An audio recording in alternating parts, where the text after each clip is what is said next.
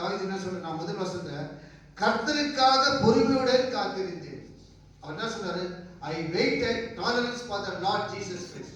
நான் கர்த்தருக்காக பொறுமையுடன், அவர் வந்துட்டு அவருடைய, அதாவது அவருக்கு நான் பல முறை உங்களுக்கு சொல்லியிருக்கேன், அவருக்கும் மரணத்துக்கும் ஒரு, அதாவது ஒரு கொஞ்சம் டிஃபரன்ஸ், கொஞ்சம் வித்தியாசம். அதாவது மரணத்தை சந்தித்தார், பாடுகளை சந்தித்தார், அவமானத்தை சந்தித்தார், கண்ணீரை சந்தித்தார், வேதனைகளை சந்தித்தார், எல்லாம் பயங்கரமான கஷ்டம். அப்படிப்பட்ட சூழ்நிலையிலே கூட என்ன செய்யலாம், கர்த்தருக்காக பொறுமையுடன் காத்திருந்தேன். அவர் நண்பருக்காக பொறுமையுடன் காத்திருக்கவில்லை, உறவினர்களுக்காக பொறுமையுடன் காத்திருக்கவில்லை, அதே மாதிரி சவுல் ராஜாவுக்காக பொறுமையுடன் காத்திருக்கவில்லை. அவர் என்ன செய்தார்னா கர்த்தருக்காக, அப்படிப்பட்ட சூழ்நிலையிலும் அவருக்கு மரணம் நேரிட்ட போதிலும் அவர் என்ன செய்தார்னா கர்த்தருக்காக பொறுமையுடன் காத்திருந்தேன். பேட்டியன்ஸ், அதாவது ரொம்ப பொறுமையா இருந்தார் எல்லா எப்படிப்பட்ட சூழ்நிலையும்.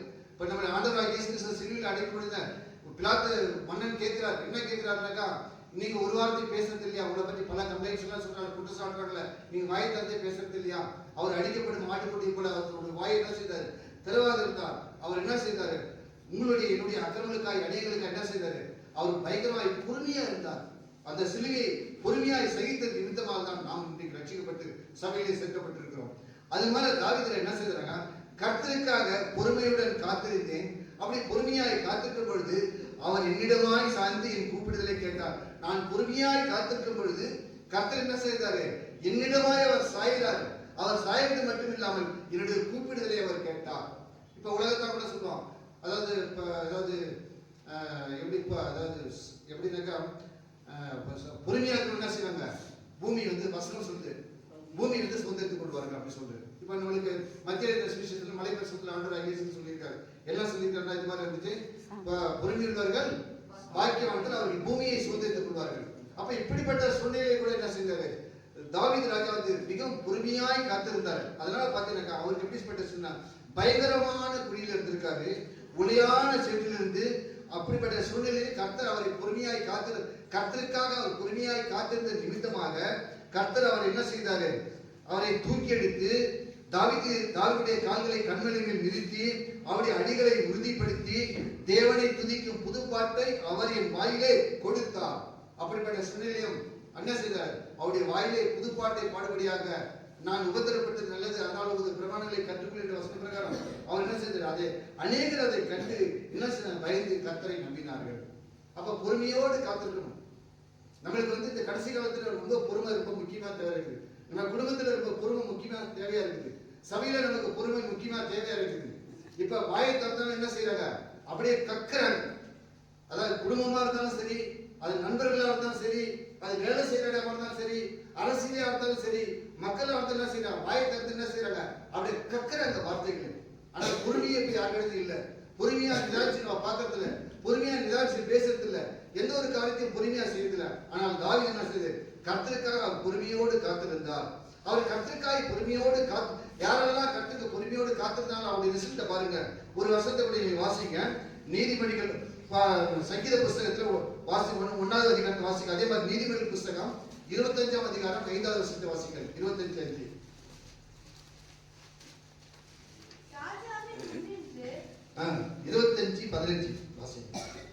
நீண்ட பொறுமையினால் பிரபுவையும் சம்மதிக்க பண்ணலாம், நீண்ட பொறுமையினால் ராஜாவையும் சம்மதிக்க பண்ணலாம், பிரபுவையும் சம்மதிக்க பண்ணலாம். அதாவது எப்படின்னாக்கா, ஒருத்தருக்கு வந்து நீண்ட பொறுமை இருக்குன்னு வச்சுக்கோ.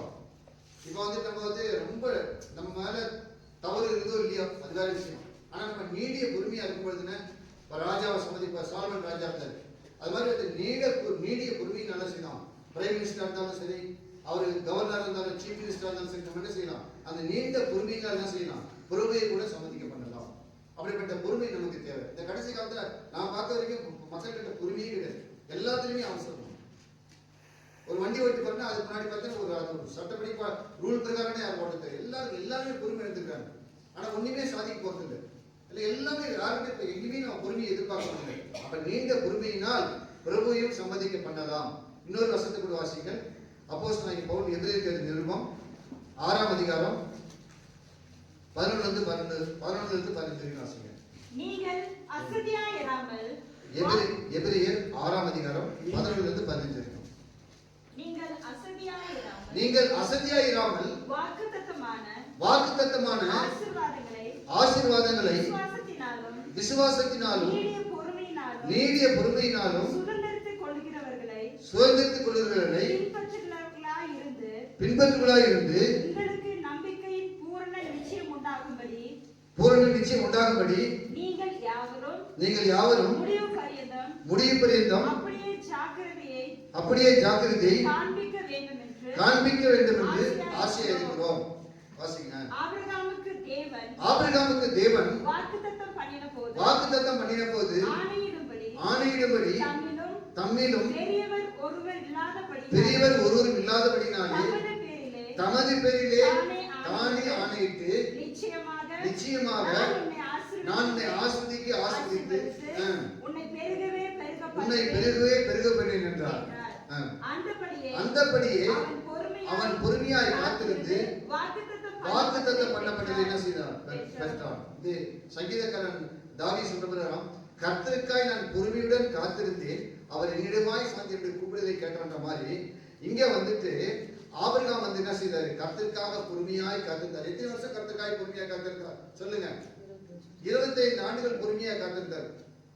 அதுக்கு பிறகு மேரேஜ் ஆனவங்க கூட அந்த குழந்தை பிறந்து 24 வயசா இருக்கும். அவ்வளவு பொறுமையா காத்திருந்தார். கர்த்தர் அவ்வளவு பொறுமை எனக்கு கூட இல்லை. அப்படிப்பட்ட பொறுமையா, ரொம்ப பொறுமையா இருந்தா அவன் விசுவாசத்துடைய தகப்பன் சொல்றான். ஆபிரகாம் பொறுமையாய் காத்திருந்து வாக்குத்தத்தம் பண்ணப்பட்டதை அவர் என்ன சொல்லி பெற்றுக்கொண்டார். 25 அவர் என்ன சொன்னாரு, உடைய சந்ததி வானத்து நட்சத்திரங்களை போல இருக்கும், கடற்கரை மணலை போல இருக்கும். ஆனா நம்புவதற்கு ஏதுவே இல்லை. அப்படிப்பட்ட சிம்டமே சுத்தமா கிடையாது. எல்லா பரிசுத்தவான்களுக்கும் அப்படிதான், எல்லா நீதிமான்களும் அப்படிதான், எல்லா தீர்க்கதரிசிகளும் அப்படிதான். அப்படியே தேவனை பின்பற்றுகிற எல்லாருக்கும் அப்படிதான். உண்மையாய் அவரை பின்பற்றுகிற அந்த சிம்டமே கிடையாது. அது மாதிரி ஒரு சிம்டமா சான்சஸ் இல்லை. ஆனா பாத்தீங்கன்னா பயங்கரமான ஆசீர்வாதம் பின்னாடி அப்படியே பயங்கர வெள்ளவரமாக ஆசீர்வாதம் கொண்டு கொடுப்பாரு. அப்ப ஆபிரகாம் என்ன செய்தாரு, 25 ஆண்டுகள் என்ன செய்தாரு, எல்லாரும் அவன் கேவலமா பேசியிருப்பாங்க, பரியாசம் பண்ணியிருப்பாங்க, கிண்டல் பண்ணியிருப்பாங்க, கேலி பண்ணி அதெல்லாம் பொறுமையா சகித்து ஆபிரகாம் பொறுமையாய் காத்திருந்து 25 ஆண்டுகள் வாக்குத்தத்தம் பண்ணப்பட்டதை அவன் பொறுமையோடு காத்திருந்து பெற்றுக்கொண்டான். இங்கே தாவீது கர்த்தருக்காக நான் பொறுமையாய் காத்திட்டு அவர் இடமாய் சார்ந்து என்னுடைய கூப்பிடுதலை கேட்காத மாதிரி ஆபிரகாம் பொறுமையாய் காத்திருந்த நிமித்தமாக அதை வாக்குத்தத்தம் பண்ணது அவன் பெரிய ஆசீர்வாதத்தை அவன் பெற்றுக்கொண்டான். அல்லேலூயா. இன்னொரு வசனத்தை கூட வாசிங்க. யாக்கோபு எழுதின நிருபம் 5ஆம் அதிகாரம் 11வது வசனத்தை வாசிங்க. 5:11. அதுக்கு அடுத்த இதோ பொறுமையாய் இருக்கிறவர்களை பாக்கியவான்கள் என்கிறோமே. யோபின் பொறுமையை குறித்து கேள்விப்பட்டிருக்கிறீர்கள், கர்த்தரின் செயலின் முடிவையும் கண்டிருக்கிறீர்கள். கர்த்தர் மிகுந்த உருக்கமும் கர்த்தர் எப்படிப்பட்டவர், மிகுந்த உருக்கம் உள்ளவர், அவர் இரக்கம் உள்ளவர். யோபுக்கு பாத்தீங்கன்னாக்கா உங்களுக்கு எல்லாமே தெரியும். யோபுடைய ஹிஸ்டரி எல்லாமே உங்களுக்கு தெரியும். தன்னுடைய மனைவி அவரை பார்த்து என்ன சொன்னாங்க, தன்னுடைய மனைவி ஜீவன் ஆண்டவர் குறித்து ஜீவன் விட்டு அப்படிப்பட்ட கடினமான சூழ்நிலை, தன்னுடைய ஜீவன் மட்டும் தான் அவங்க தப்பிச்சு. அப்படிப்பட்ட சூழ்நிலை கூட என்ன செய்ய யோபு தன்னுடைய பொறுமையை காத்துக் கொண்டார். தன்னுடைய பொறுமையை காத்துக் கொண்டது நிமித்தமாக 3 ஃப்ரெண்ட்ஸ் வந்து பயங்கரமான கமெண்ட்ஸ், பயங்கரமான என்ன செய்யறாங்க, அவர் அப்படியே வசை போடுறாங்க.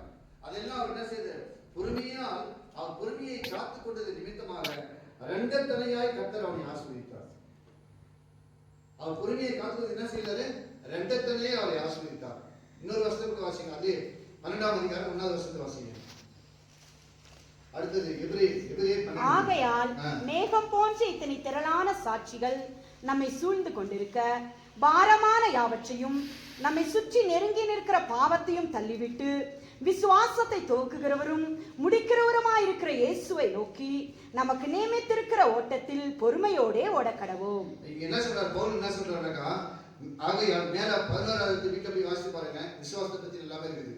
அதாவது விசுவாசத்தை பத்தி, விசுவாசம் இல்லாமல் தேவனுக்கு பிரியம் இருப்பது கூடாத காரியம், விசுவாசத்தில் வராது எல்லாம் பாவம் தான், விசுவாசத்தில் நீதிமான் கிடைப்பான், விசுவாசிகள் எல்லாம் கூட சுட்டு வசம் சொல்லுது. ஆனா அப்படி எல்லாம் இருக்கும் பொழுது ஆகையால் மேல சொல்லப்படுகிறான். அவன் என்ன சொல்றான், மேகம் போன்ற இத்தனை திரளான சாட்சிகள் ஆபிரகாம்ல இருந்து, ஆபிரகாம், ஈசாக்கு, யாக்கோபு, யோசேப்பு, அவனா தாவீது, யெப்தா, இவங்கெல்லாம் இருக்கிறாங்கல்ல, சாமுவேல், தீர்க்கதரிசி, இவங்கெல்லாம் இருக்காரு. மேகம் போன்ற இத்தனை திரளான சாட்சிகள் நம்மை சொல்ந்து கொண்டிருக்க பாரமான யாவற்றையும், இந்த நாட்டிலே நமக்கு பாரம் அதிகம், பாரமான யாவற்றை என்ன செய்யணும்? நம்மை சுற்றி நெருங்கி நிற்கிற பாவத்தை நம்ம என்ன செய்யணும்? தள்ளிவிட்டு, அதாவது பாவத்தை தள்ளிவிட்டு ஓடணும். அதே மாதிரி விக்கிரத்தை விலக்கி விட்டு நம்ம ஓடணும், தள்ளிவிட்டு விசுவாசத்தை தூக்குறவரும் முடிக்கிறமா இருக்கிற இயேசுவை நம்ம நோக்கி என்ன செய்யணும்? நமக்கு நியமித்த ஓட்டத்தில் என்ன செய்யணும்? பொறுமையோடு ஓட வேண்டும்.